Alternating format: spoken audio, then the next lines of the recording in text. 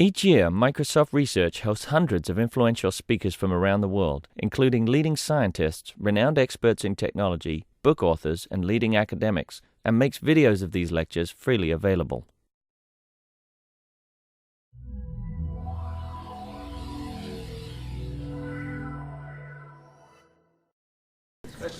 So we're thrilled to have Ada Tardosh here from Cornell.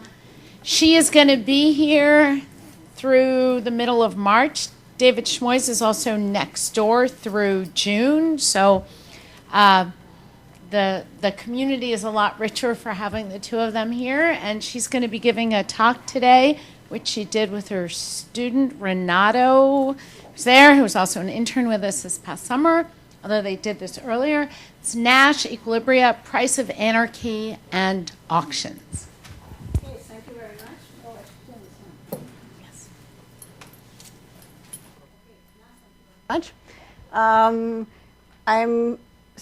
I guess I didn't really know exactly who to expect and correctly anticipated that there are some of you know a lot about auctions and game theory, and some of you know a lot about other stuff. And so I was trying to at least sort of, I'm going to talk about auctions and price of energy, but trying to start with an introduction that makes it accessible for the people who are not into game theory so much. So I apologize for the people who know well more than enough about game theory for that. It does work well with this mechanism design class, whose participants might show up in a little while. Hopefully they don't need the introduction. Okay, so I guess I didn't starting even more back, I guess I should start with saying that game theory is an important modeling tool in a lot of situations where people make selfish and interesting moves. I guess maybe this much, even the people who don't work in game theory by now must have heard a lot of times. I'm going to be interested in the quality of solutions in games, or quality of equilibria in oh, these guys can't come in. Get through this slide quickly before. Okay. Sorry. Hi. We almost waited the right amount. Okay. The quality of solutions in games, and I guess just to make sure that we're on the same page, I generated here a very contorted version of prisoner dilemma to particularly illustrate how bad life can get. This matrix is a two-player game where two players put in prison for some crime, and they either cooperate with each other or defect, that is, tell on the other guy. The numbers you see are months or years or something spent in prison. And basically the scheme is that if you tell on your friend, then we can put your friend away for 99 years, but you get 1 year off for good behavior or for cooperating with the police. And the point here is that the unique equilibrium is for both of them to tell on each other. The point being that no matter what the other guy does, you get 1 month off or one whatever off for good behavior if you do tell on him. Of course, if they cooperated with each other, they would all spend 2 years, each in prison rather than 98 each. So the question in this particular game of how much worse Nash equilibrium can get from the socially, centrally designed optimum is it's infinitely worse. This is the term that got dubbed the price of energy by Koutsoupis and Papadimitriou. That is, you look at the Nash equilibrium, or possibly the worst Nash equilibrium, or possibly the worst pure Nash equilibrium, or some sort of equilibrium concept of the game, and compare that to socially designed optimum.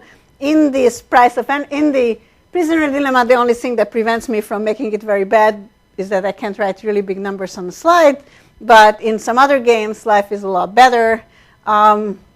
I guess I started to look at this class of games as the congestion games as the original class of games, and had actually nicer results there. That is, in congestion games, we had with work with Tim Roughgarden, we had some bands where we could actually ban the price of energy. That is, selfish solution wasn't infinitely or arbitrarily worse than the centrally designed solution. And since then, there's a lot of different classes of applications where from routing and bandwidth sharing and a lot of other places where there are very nice price of energy results. So these are games where there's a natural Nash game with maybe unique, maybe non-unique equilibrium, but it's always the case in these particular examples that the quality of this equilibria is worse than the optimal design, but not arbitrarily worse.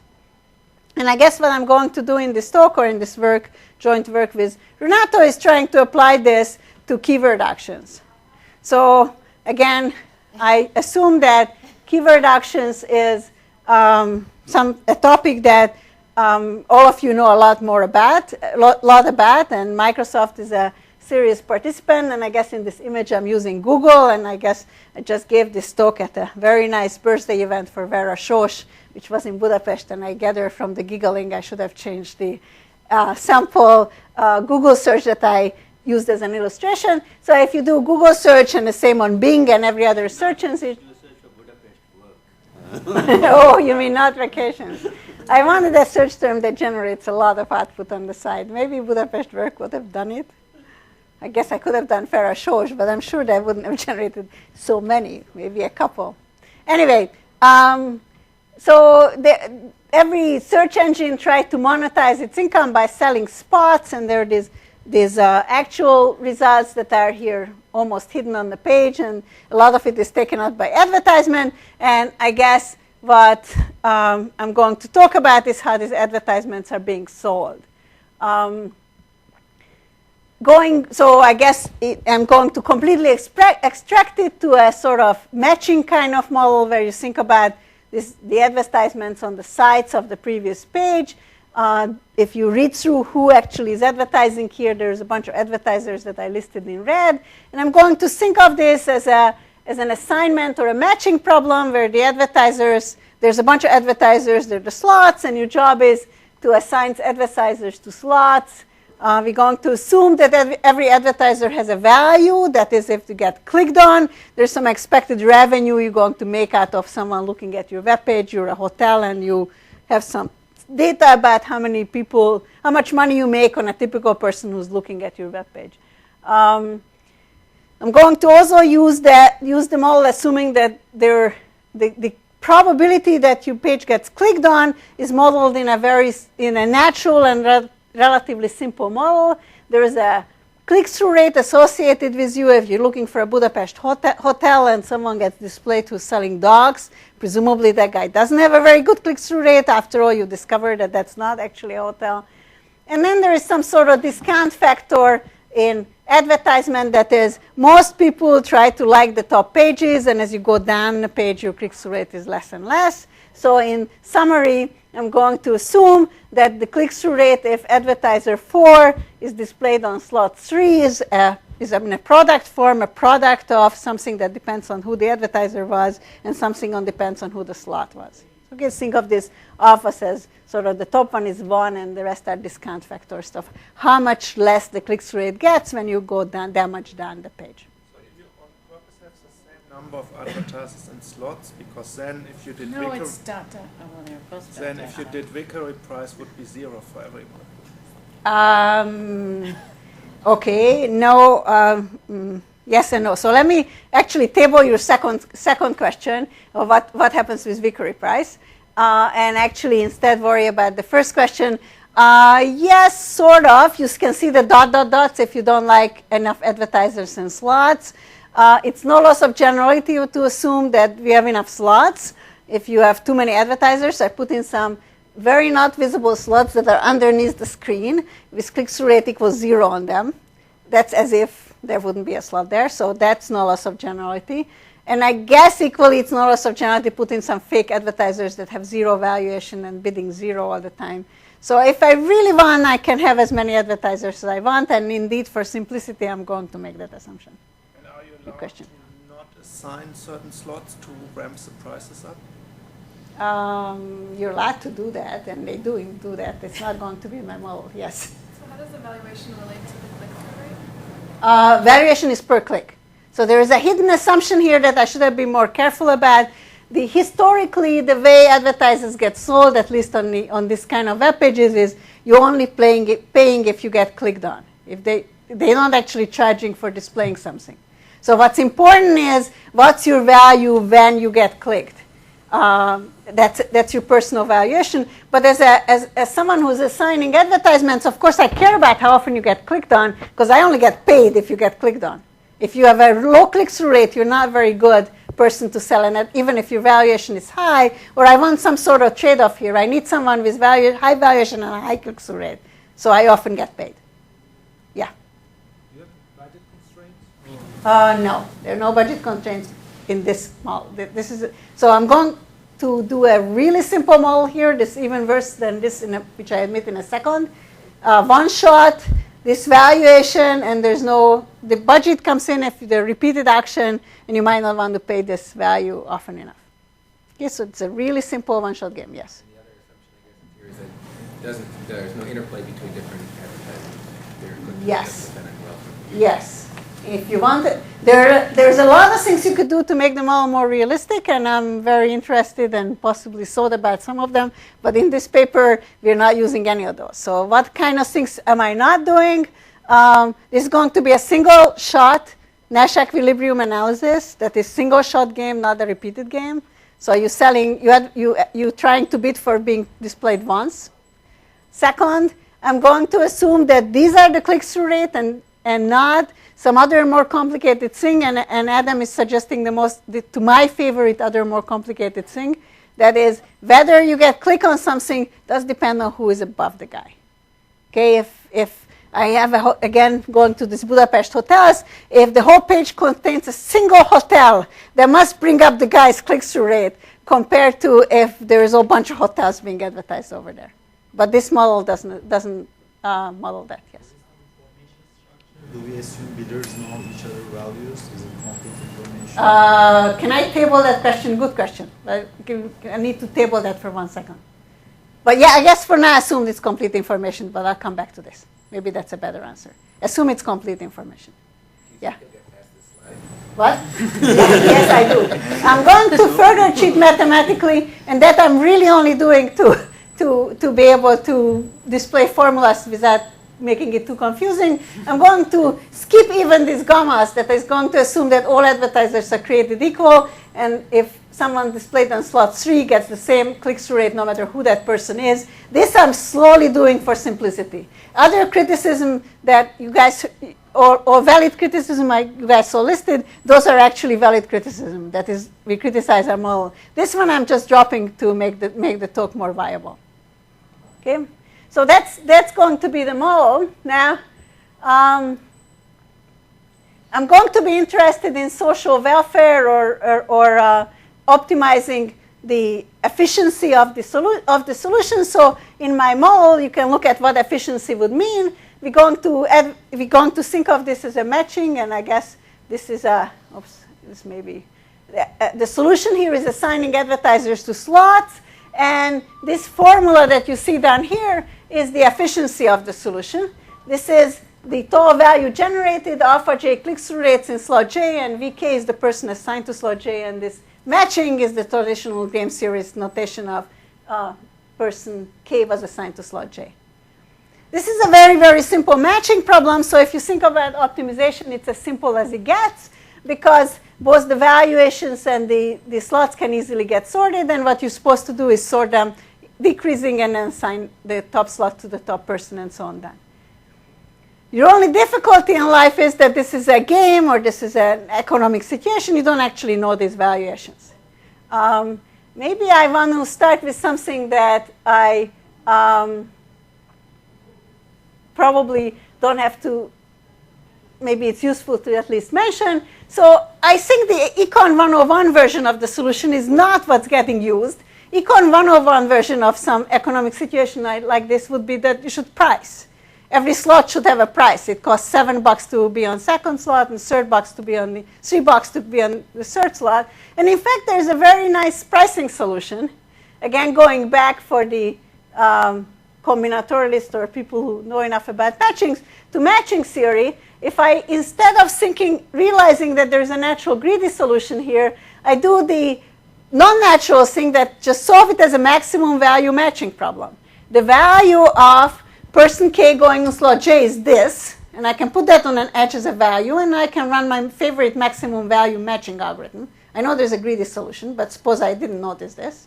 Then matchings come with prices, as optimization problems often do, and those are going to be prices associated with slots of what it costs to be the slot, and would have the property that selfish users choose the slot where they should go to.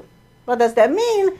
Person I, who has valuation Vi, this is his value for being in slot K. This is the total value he extracts, and that's the price he had to pay. And everyone chooses his own price, so when you take the maximum, it occurs in the slot where they should belong to. So this pricing would work very well. In fact, for technical reasons that I already mentioned a second ago, the tradition is to charge per click, so you shouldn't actually have that as a price, but you should have the price per, this is the per click price. But you can announce these prices, and people would naturally wander to the right places if you only knew what the prices were. Maybe the problem with the prices, though I guess one should ask you guys, or those of you who worked for Microsoft and Google longer, that there are just too many items here. This particular auction situation, every single word and every single misspelled word and every single expression needs to have a price, and that's an awful many, or every slot here needs to have a price. That's an awful many prices. So it's natural to try to run an auction which is not pricing, doesn't have so many prices that one needs to set, and this is what's happening in all the websites nowadays. I didn't get this last slide. So you're saying there exist PIs. There exist prices. But then at the end, just to understand, what do you mean by there are too many? So this is not what's happening right now. And the only, I probably should ask all of you of why isn't Google doing a couple of things, or Microsoft doing a couple of things that I know they're not doing. One explanation is that you have to figure out all these prices, and this is the question that I got already of who knows what. These prices are computable if you have the matching values. Would there be functions of the inputs that you described, the VIs, the alpha I's, and the gamma I's, or are they just somehow computable only if... So in particular... You have to run a matching algorithm to get to them. It's not a function. It should, even if it were a function, it would be a function of the VIs being known or some such things. So first of all, you have to know the VIs, and second of all, you would have to run a matching algorithm. I guess it seems a little complicated to do this. Okay, but they do exist. Okay, so this is what it's happened. If you know the VIs. If you know the VIs, which is a problem. one of the reasons to do auction, obviously. I know that. But I'll come back to this second. I want to, there are just these prices. And those are handy in thinking about, even though we don't know what they are. The existence is a useful fact to know. So I mentioned it. So here is what's happening instead. It's called Generalized Second Price Auction. And that's again, remember, I'm pretending that all advertisers are created equal. That's an assumption I made up front. So here is what's instead happening. Everyone is asked about for a bid, which is your value or something instead of your value, but it doesn't have to be equal to your value, some number. And then we pretend these bits are the values and sort by the values. And assign people the top, this is what you see down here. The top bid is assigned to the top slot, the second top bid assigned to the second slot, and so on down. Now, if you actually do this and then you make people pay that bid, that sure is an incredible incentive to underbid, to not bid your value. After all, if you bid your value, there's no benefit to you in being assigned any place. And what is happening is that to decrease this incentive, the second price auction is a takeoff on this Vickery auction, which some of you already mentioned. What it's doing is making everyone pay the lowest bid that he needs to bid to keep his position. So the top person, instead of paying his top bid, he's going to have to pay the next bid. If he bids anywhere down here, he's still keeping his top slot, so he's bid the next slot, and so on down. If you're in a 7th slot, you're going to have to pay whatever cost in the 8th slot. And some of you asked about not having too many slots, so there are some other rules towards the bottom, which I'm ignoring right now. If there are only 3 slots, then the 3rd slot pays whatever the first undisplayed person paid. Remember, the undisplayed people are pretending to be in slots down here that you don't see.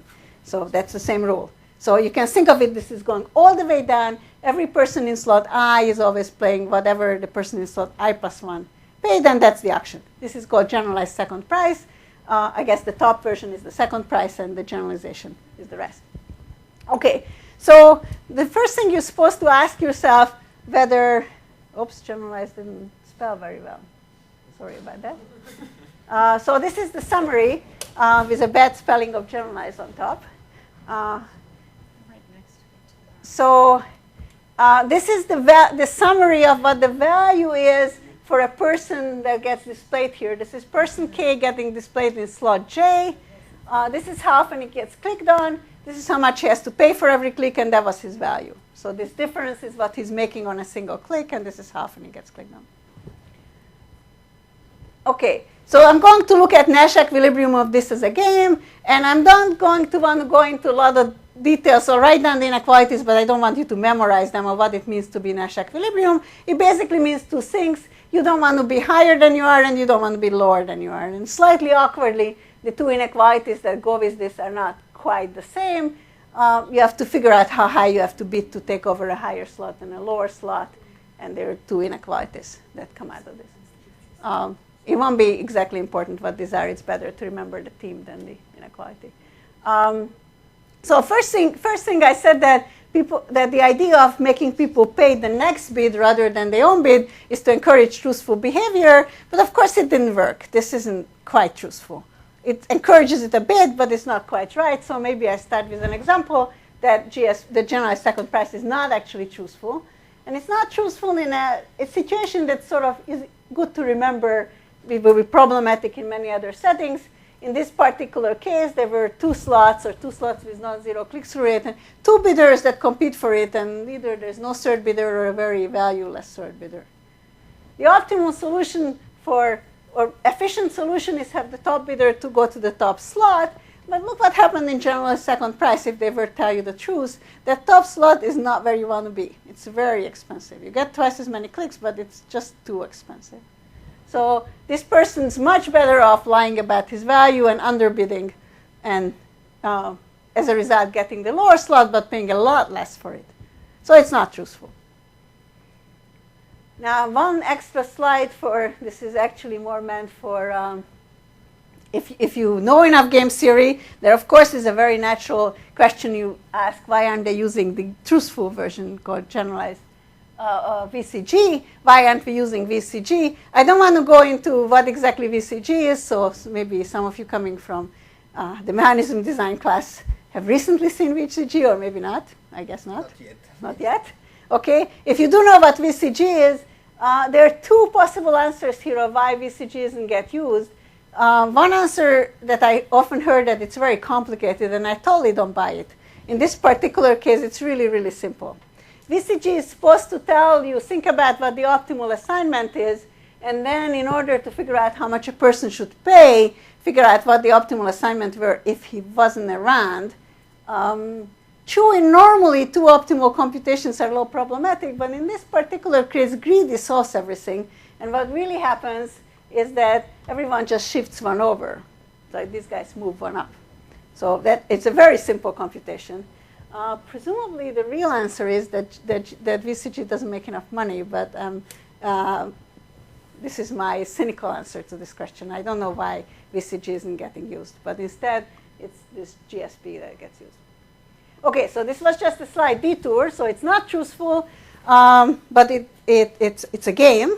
What was known about this game? There is a pair of beautiful papers by Ellman, Oskowski, and Schwartz, and Varian that proved that in the full information game, that is when everyone has a fixed valuation and that they know each other's valuation, there exists a Nash equilibrium of this game which is fully efficient. And in fact, I'm almost there that I proved it to you. So let me actually do the one more slide to show you why this is true. It really follows from pricing. So I showed you in the beginning that there's a pricing model, but Edelman, Oskowski, and Schwartz, and Varian really saying that there's an equilibrium that recovers the prices, or effectively recovers the prices. Namely, remember from the last slide, there used to be these prices out there. And if I make, or those were the slot prices, this is really what the per click prices should be on the slots. If I make everyone bid those prices, then they're effectively paying the prices, so they're actually happy because they were happy in the pricing model. So there is a slight awkwardness in the formula because everyone is made to pay a one lower price. So I'm going to have to make you bid the price that the guy above you is going to have to pay because that's how the scheme is. But basically, what this says that there exists in a full information version, that is when everyone has a fixed valuation and everyone knows everyone else's valuation, there exists a Nash equilibrium which is supports these prices, and therefore it's fully efficient. Okay, it's a nice, very beautiful theorem. What Renato and I were interested in, what Renato and I were interested in, and maybe I should say this way so I see the slides. In the CS-ish version, instead of price of anarchy, this is called the price of stability, is one, namely simply saying that there exists an equilibrium which is fully efficient. What we were interested in is how bad can equilibria be here. Okay, and if you look at it up front, you might conclude that equilibria can be arbitrarily bad, and here's an example of when they're arbitrarily bad. These are two bidders. One has 0 valuation, and one has 1 and 2 slots. One has 0 click-through rate, one has 1. The efficient solution is to have the top person go to the top slot. But unfortunately, there is a backwards equilibrium in which the top person is bidding 0 and the bottom person is bidding 1, and this is an equilibrium. The point being that while the bottom person, I guess, is more interesting maybe why the top person is happy not getting any clicks, but the clicks are not so damn expensive. He doesn't want them anymore. But something I guess we thought, or at least Renato and I thought, is something sort of wrong with this equilibrium. And there are many ways to explain what's wrong. Let me actually stay with the more informal way that the bottom person whose valuation is 0 is bidding 1. The bare minimum, this is a dangerous thing to do. He's bidding above his valuation. If I put any sort of randomness in them all, so for example, the bidders showing up are not fully known, but with small probability some other random people show up, this is often no longer an equilibrium because there is a small probability, arbitrarily epsilon small probability, and new bidder shows up with some value, you're going to have negative payment here. That's no good. So bidding above your valuation is, in the economic terms or in game theoretic terms, is a dominated strategy. It's never bidding your valuation or under is always better than bidding your valuation, bidding above your valuation. So what we really are looking at, and that's where the results will start, is the question is, what are the worst Nash equilibria of this game, assuming that bidders are what we call conservative, that is, they don't bid above their valuation, or if you prefer, they don't play dominated strategies. Okay, so how bad can equilibria get, assuming no one's playing dominated strategies?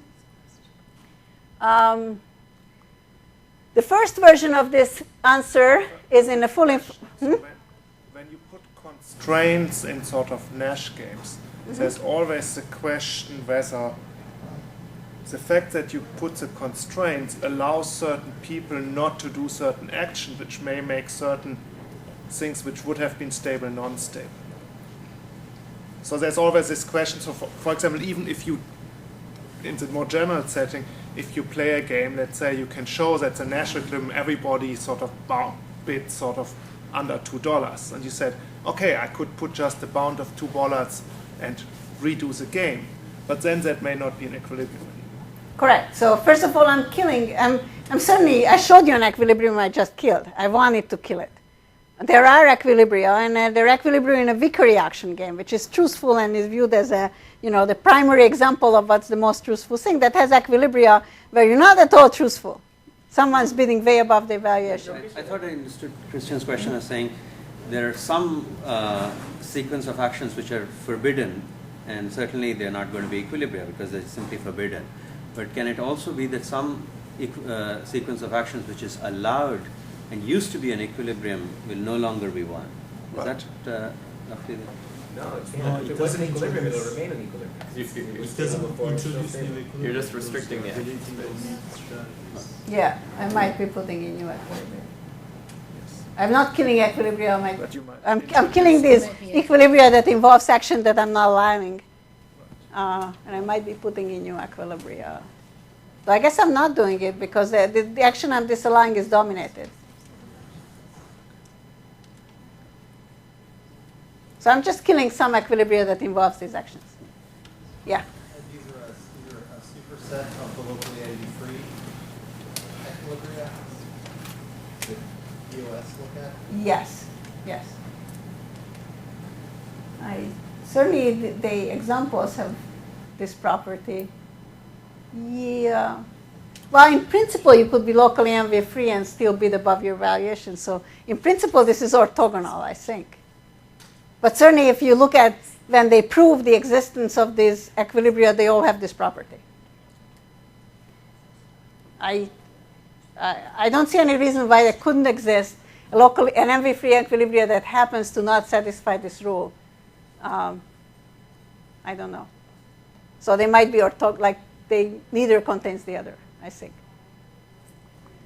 So our first answer to this was again in the full information model, that is, everyone has a fixed valuation and the valuation, they know each other's valuation, and we claimed that there is this constant factor, 1.6, this is the golden ratio, that this is the worst worst equilibrium it can get. This is how much worse the solution can get than the optimum. Before I give you any sense of how we prove any of this, I actually want to instead generalize it and want to give you a different answer to the information setting, because I guess the full information model has a handicap here, that full information, so everyone knows everyone's value, and in fact everyone has a value, and it's so fixed, and there is something not, I mean, it's certainly nicer to have results in a non-full information version. Yeah. Just about the previous theorem, so that's about the social welfare. That's not saying how much money. Indeed, that's only about social welfare. So social welfare, full information. So that's like it is social welfare, full information. Yeah. So that's like if somehow you made the assignment and then the advertiser was, or the central system was able to take all the money it could. Then yes. Yes. I'm happy to come back to this, but let me tell you a little bit of what we can do in the Bayesian setting. So what's the Bayesian setting? So Bayesian setting is supposed to model uncertainty. You're supposed to model that either you don't really know who you're bidding against, or you don't know what that guy is really like, or there's a community of people you bid against and you don't know who will show up today. So you can model that, or one way to model this is that the valuations are random variables. And at least in the traditional model, the distribution is common knowledge. It's a prior knowledge. Everyone knows the distribution, but only the bidder himself knows his own valuation. Okay, so assume that everyone has a valuation VI, and everyone knows his own valuation VI and knows the distribution of the other guy's valuations, the V of the rest of the people.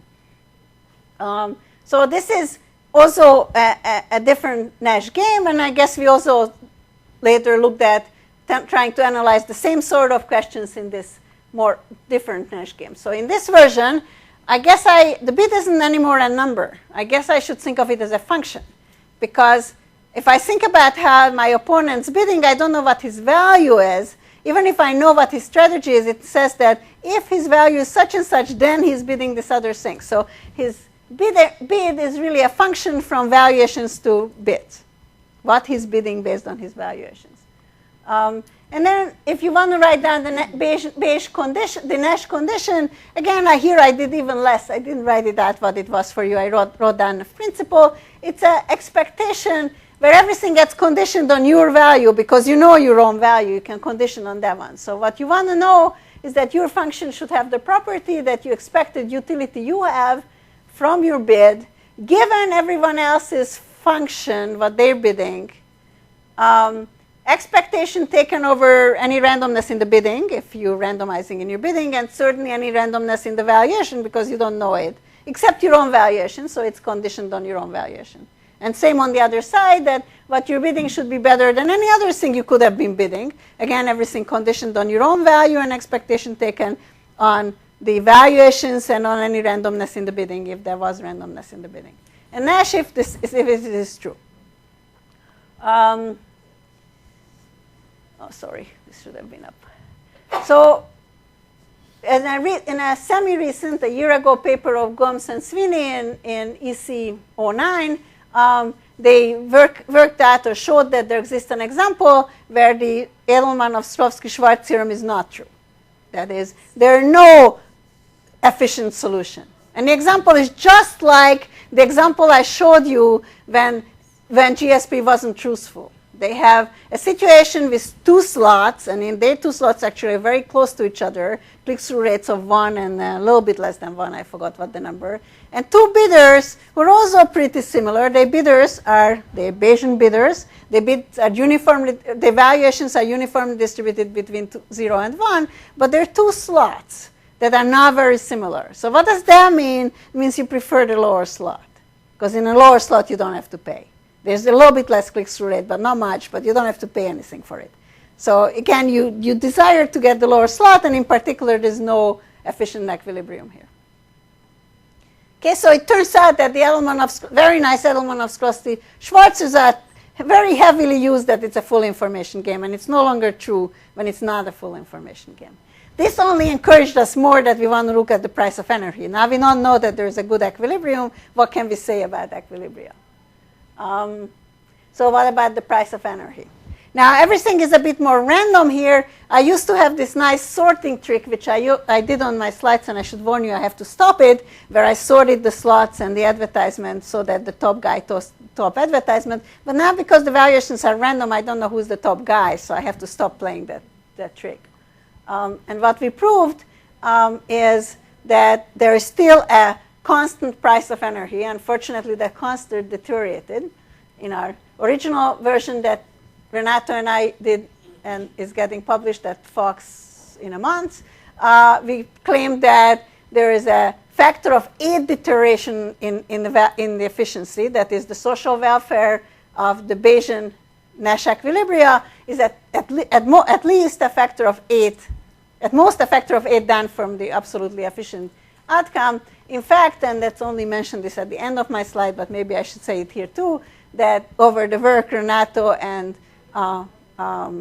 Brandon, what's his last name? Lucier, thank you, who were both interns here, have improved this band to something like 3.1 something. So it's still not that great, but it's getting a lot better. So not as bad as 8.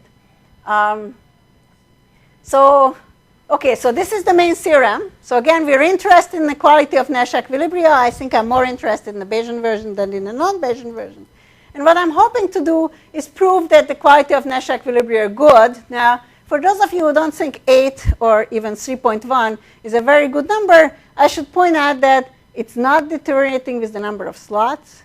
It's not deteriorating with the ranges of valuation. It's not getting worse when there's some values are really big and others are really small.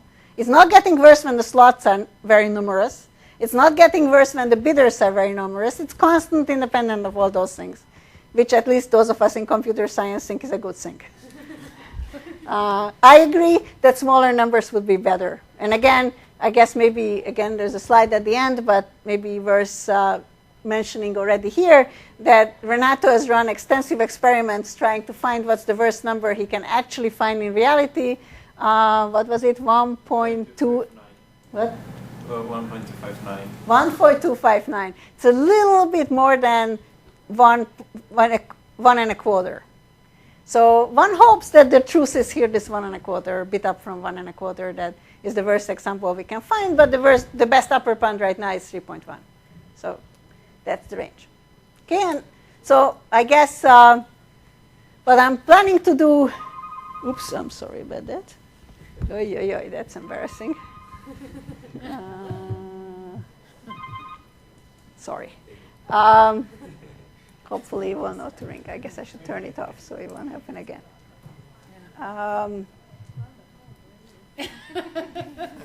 Sorry about that. That's one of my kids. So what I'm planning to do for the rest of some number of minutes is give you a little sense of how we prove this. And in fact, I'm going to start by stepping back for the full information version, giving you a sense of how to prove that one. And it turns out that's actually rather easy to prove. So I'll give you a pretty good sense of how we prove that. And then trying to tell you a little bit about what happens in the Bayesian version that's more interesting. So in the full information version, what we our proof is based on this very, very simple inequality, which I'll prove to you in a second. That is, if a permutation sigma is an equilibrium, that is, sigma is a permutation that assigns players to slots. If this is an equilibrium, then the sigma is an equilibrium, then this very simple inequality will be true for it. Now, why do I like this inequality? First of all, because it's very simple. There's only 4 terms in it. But also because somehow it's intuitive that this is the right thing or a useful thing to have. So if this pair of ratios sums to above 1, then in particular, for example, one of them is above a half. So either the 2 slots or the two valuations were very close together. So what are these 4 things I picked? I picked 2 players who actually assigned in the wrong order. Right? Those are, I said, suppose player I and J somehow switched order. That is, J has a higher valuation, but I got the higher slot. And when I'm concluding that either the valuations don't differ much or the slots don't differ much, and therefore efficiency is not very harmed by this switch. Okay, so this inequality says that if 2 people go in the wrong order, then either the 2 people are close or the 2 slots are close. Okay, it's not quite what it says. It says something a little bit stronger, but in particular, there is that consequence. So obviously, this says that if this inequality will imply that efficiency is held, and also it's a very simple inequality. Okay. It's also, so the argument I gave you probably best supports a factor of 2 proof that says that you're off by a factor of 2. But the truth is that, stepping backwards, that when this is exactly a half, then the inequality says the other one is also a half. So it's actually stronger than that. Looking at the factor 2 proof is really easy. Look at the top slot and the top person. Say if, for example, and then you do induction on the rest. This was a factor of 2 off because of the inequality, and then you do induction on the rest. If you actually use this to full strengths, you get a better band of 1.68, because if one side was indeed off by a factor of 2, then the other side should be also only by a factor of 2. So a bit more hassle, but it's not basically easily follows from this. It's equally easy to prove it, which is sort of the beauty here. It's a very simple inequality, and you simply have to argue some sort of, this is a Nash equilibrium, and what's the most tempting thing to argue with is this guy. Why is this guy satisfied with that kind of sucky slot? He probably wants a better slot. So what's the inequality I should write down is that one. Why isn't this guy outbidding to get that slot? That gives me an inequality. I have to use, and I guess I have to use the fact that this guy is not that hard to outbid, because I have the conservative rule. He's not allowed to bid above his valuation if I'm bidding his valuation. And remember, I have a higher value. I can do that. If I'm bidding his valuation, I get his slot. And that's what I wrote down, and this is the inequality. So it's pretty simple. Yeah? Are sorted nicely? So these are the No, I'm not. No, I'm not. Any 2 people who switched order have this property. Did I miss that you achieved the bound actually? The 1.6? Yeah. No. No, our worst example is 1.2 and 1.2 and a bit. So to get the bad example, so one simple bad example is 2 people, 2 slots, and they switched. And you can write that, what's the worst you can make that way. Simple inequality, 1.25, 1 1/4. We can make it a little bit worse by giving you 3 slots and 3 people. Only a little bit worse, and I can't make it any worse after that. Giving you 4 slots, I can't make it worse. 5 slots makes it hard to compute with, so I can't make promises. So what's up is 5. But we're pretty sure of that 3, you have the optimum, right? And 4, I think we have the optimum. This is all completely experimental of what are the best numbers. 2 is easy. It's a simple inequality. OK, so this was still pretty easy. If you want to do, so this was the pure Nash. What happens if you're in a Bayesian setting? You can write up similar inequalities, but it's not quite the same thing. And one difficulty is that in a Bayesian version, I can't actually say what does it mean that people switched order. I can't quite say this in English, because I mean, it's all random and you don't know where people went. But I can say instead, and that's actually a variation on what's written here, that a person I can try to bid to take over a slot. I can phrase this inequality like that too. I phrased it with 2 people, but I could phrase it with a person I and a slot K, and then the person involved is whoever got that slot. And that's an equally good version. That's exactly a version of that inequality. So it's thinking about one person taking over a particular slot. Now, Another thing that you don't know in the Bayesian version, you can't take over a slot because that's all random too. You don't know who is going to that slot and how much that person is bidding, but you can try. You can try, and here is what you can try to do. You can look at the particular slot, look at the expected value that that slot went for, and bid twice as much. Twice as much because of Markov's inequality should give you a probability half that you overtook the slot. Okay, if you bid exactly the expectation, that doesn't do it. Is this a repeated game, or did you say? No, it's a single shot. So when you say what you went for, what does that mean? Well, this is everything is random here. So what actually that happened when the randomness got revealed and you got some sort of bits. So you are reasoning now afterwards. I'm reasoning about probabilities, yes. So okay, you're this bidder. Yep. And you want to think about, given that you know what functions or what randomness, you know them all, you know the source of randomness, you even know what bidding functions other people use, you just don't know what their values are.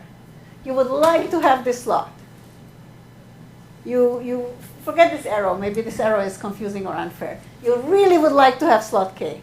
You just know you want to get slot K. What can you do to give yourself a decent probability a priori to get slot K? So here's one thing you can do. You can look at in the randomness that's common knowledge. You can look at the expected bid that will take slot K. Look at that expectation, double it, and use that as your bid. If you did that, so take this is the expected value bid that took slot K conditioned on your own value, because that's the one fact you know. And BK is the bid that took slot K. Okay, you look at that, you double it.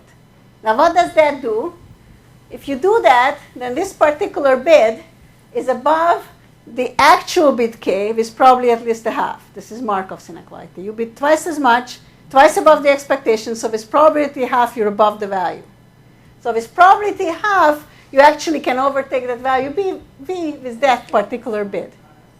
So this gives you an inequality. If you're currently in Nash equilibrium, this cannot be desirable to do.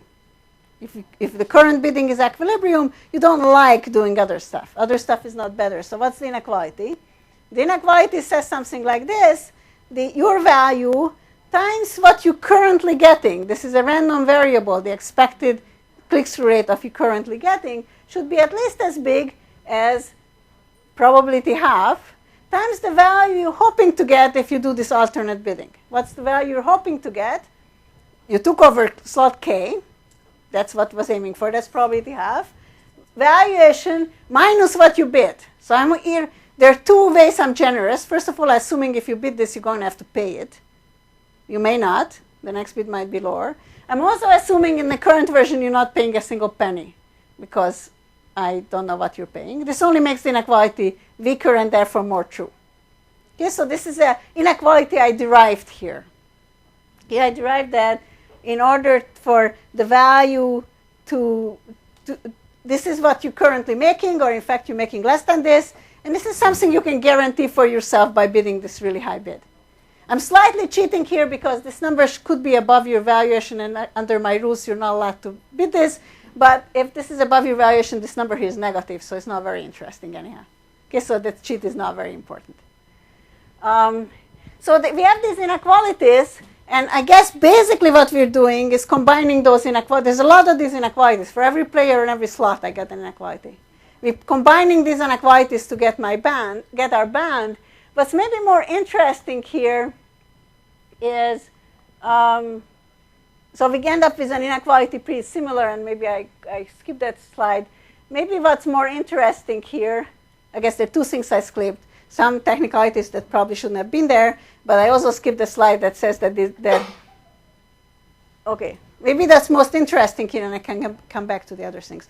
What's more interesting here is that what I really want to do is I don't actually interested in what slot K went for. That's not the interesting thing. What's interesting here, what happened to the socially optimal solution. So I'm interested in a second conditioning, not the bit that I looked at, but a second conditioning where I not only condition on my value, but I conditioned on that and I got the slot K in the optimum. I'm interested in what the optimum went in this case. This is what I want to compare to, when I should have gotten this slot K. I'm not interested in whether you can overtake some other slot that you don't belong to. What I'm interested in is that you can overtake the slot when you belong to that slot. Unfortunately, my inequality didn't quite have this. It had something similar, but not quite it. And so part of the difficulty is in comparing this much more unnatural bit with this extra conditioning that I'm only interested in what's happening in slot K when you belong to slot K. We prove interesting properties about this extra conditioning. For example, not too surprisingly, but actually maybe harder than expected to prove, this bid is monotone increasing in K, decreasing. That is, if I condition on that your value went into slot K versus I condition that your value went to some other slot, what does that slot go for? What's interesting here is that since I'm conditioning here, makes the conditioned event completely disjoint probabilistic event. You either went to slot K or some other slot. So I'm comparing the valuation under some conditioning against some completely disjoint other conditioning. And I'm claiming that, maybe not too astonishingly, that this monotone decrease, that when you go into slot K, then that slot K, when you go to a lower slot, that lower slot probably goes for a lesser amount. And that allows us to average these inequalities that one gets from Nash and put together the band. I guess at the time, more interestingly, though, in the new proof of Renato and Brendan doesn't use this anymore, this monotonicity proof of these different bits uses actually what I think was nice flow technique. What we're trying to do is, so again, there's the two probabilistic events. That is, when I conditioned on you getting slot K versus you getting slot K plus 1. Those are disjoint probabilistic events. And go back.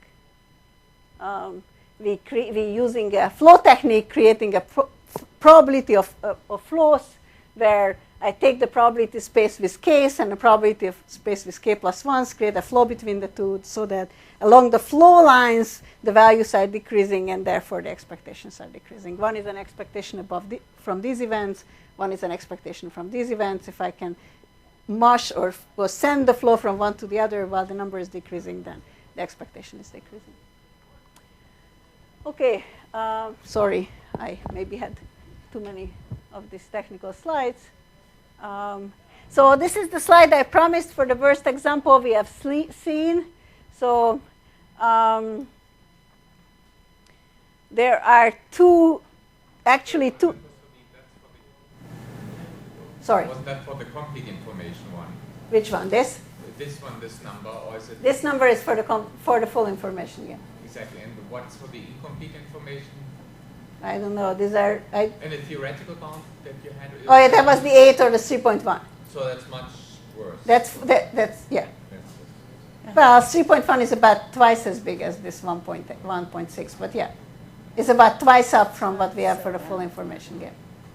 There's no obvious reasons that one should be better or worse than the other, right? Are these the full information game, the Bayesian is more general. I mean, Bayesian just said that. The Bayesian version said that you know a probability distribution about everyone else. In particular, I could know their value. That's a very special probability information.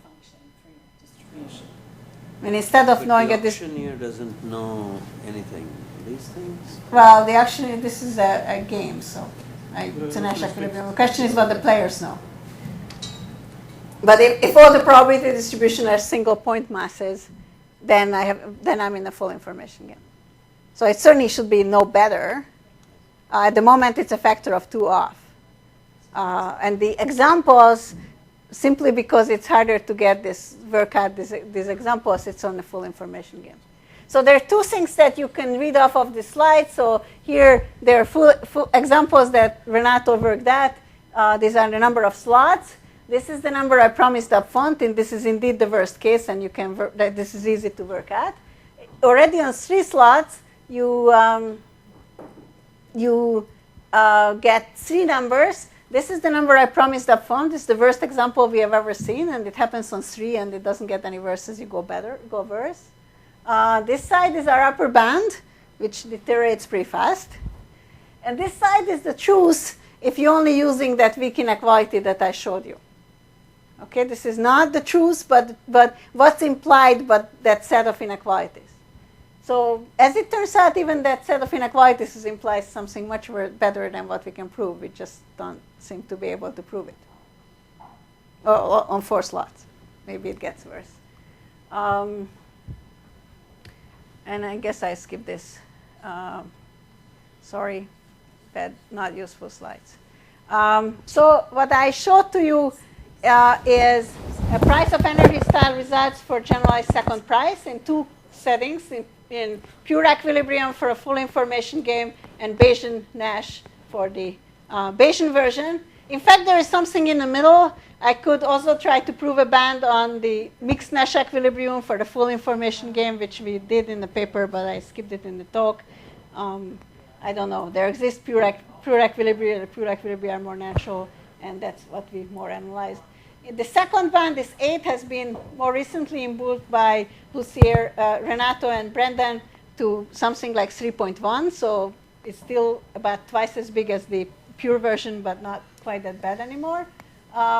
There's a lot of open questions, and I guess one that many of you touched on, that these bands are probably still not tight, not even with the 3.1 recent improvement. But I think my favorite other kind of questions that these online advertising or action on games of any sort give us a lot of examples, a lot of situations where pricing or VCG for various reasons are not the natural way to go, and there are other places where GSP style games might be what's really a more natural way to sell things or advertise things. And traditionally, auctions have been looked at via VCG and pricing mechanisms and not via Nash games, but I think there are many other situations where understanding how good or bad natural Nash games are for this kind of situations would be a natural thing to do, and that I'm interested in. I'm going to stop here, and thank you very much.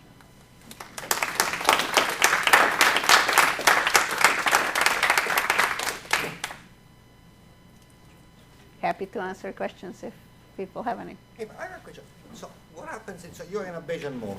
So what happens if one player now gets full information, complete information about the others? What happens to the efficiency?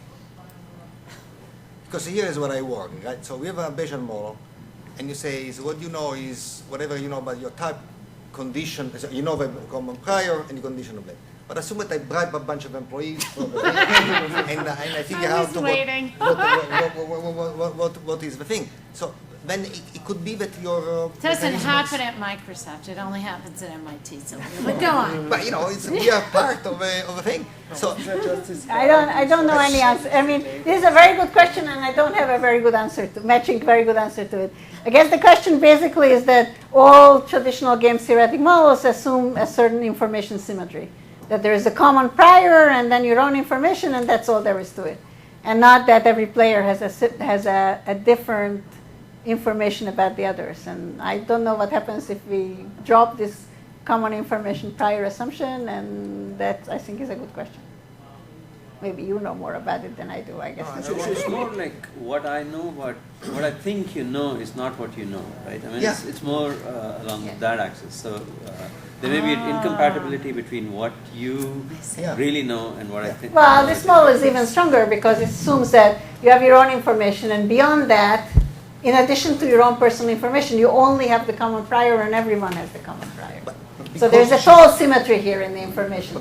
There's something that Silvio is raising, that what if even this is common knowledge, but I know more than whatever, than Silvio. Yeah. But it could be that because, is common knowledge. I know zero knowledge. There's no common knowledge about that. But it could be that you still have some robustness. I wouldn't be surprised. It could be that you have also some robustness. It could be true. I haven't actually, Renato and I haven't talked about this at all. But I guess part of it, like, I mean, depends which question, like, I guess the Costas or one of the two of you, I'm embarrassed, I remember, maybe Madhu or Costas version, where you don't know what the other guy knows. Like then there's more, like it's not even clear how to model that mathematically, or at least not clear to me. Maybe there are no models. If it's just not that everyone knows the same thing, but it's common knowledge of who knows what, maybe that can be incorporated. I haven't thought about that. At least that's a clear model. Yeah. Do like uncertainty aversion models, like you do some kind of what would the worst case could have happened if I didn't know what you did know, or this kind of things, which economists have. To me, the price of anarchy is bad, right? Because the anarchy comes So from you can use max mean utility functions instead of expecting. Yeah, I guess you could do that. Well, in this Nash model, the Nash model assumed that you're just. But we don't have to assume when we do Nash that all players are the same, right? I'm not assuming they're all the same, but they have the same prior information about life. I'm assuming that if you're a bidder, everyone has the same information about you. They all know. But here you assumed that we have a common prior, but it could be that maybe your valuation have some distribution, my valuation. Yeah, that's fine. That's fine. In fact, the new version that Renato and Brendan have has the advantage that in our version we have to assume that the valuations are independent. They don't have to assume that either. Correlated valuations are fine. There's a shared probability distribution of all the VIs. Any sort of distribution, any correlation is okay. But one of the handicaps is that what I know about life is the shared information that we all have, namely what was the distribution, and my own value and what's implied with that. I don't know anything else. And that's what Silvio is questioning. What if I bribed someone for some extra information here? So when it's correlated, then my value actually implies stuff about your value, and that's okay. But Silvio is asking, what if I know things that are not implied by my value, and I don't know what's up there? That I don't know. The general model, these ad games that people play, is it common for people to say, look, I want to occupy the entire left column, I'm willing to pay more for that? Do these things exist at all? Should ask someone who talked to the ad people here. Actually, normally it's forbidden, so I don't let two people. You have to cheat to do that. I see. They don't actually allow you to take multiple slots. But I see. But given that it could be done by cheating, presumably the results well, would then you're going to have to. No, not that I know of.